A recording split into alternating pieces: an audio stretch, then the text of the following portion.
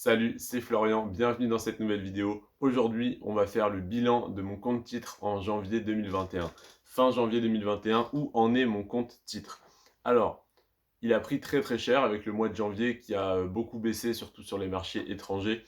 Et donc là, je suis à une valorisation de 502,63 € sur mon compte titre, soit moins 10,34%. J'ai pour l'instant une performance de moins 10,34%.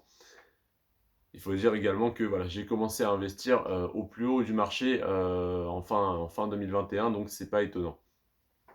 Donc c'est moins 10,34%. En chiffres, ça fait 57,37 € de moins-value potentielle si je revendais tout maintenant, mais il n'en est pas question bien évidemment.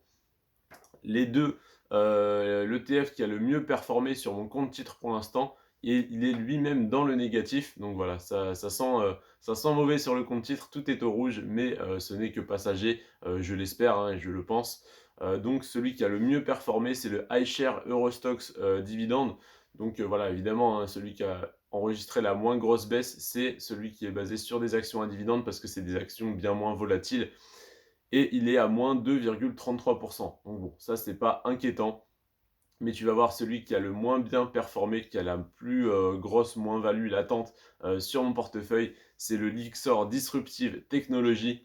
J'ai investi sur celui-là, franchement, voilà, j'ai juste pris une part pour voilà, le suivre, pour espérer évidemment une hausse, mais pour essayer de le comprendre. Et je commence par tous les petits ETF un peu bizarres pour voir lesquels me plaisent, lesquels ne me plaisent pas. Parce que si je prends direct du MSCI World, du S&P 500, bon alors j'en ai, mais si j'en prends directement beaucoup et que après j'essaye de me diversifier, je sais que je ne vais pas avoir envie de partir de ces beaux ETF. Donc je teste d'abord un petit peu tout, j'achète, j'attends de retourner en plus-value, je revends, etc.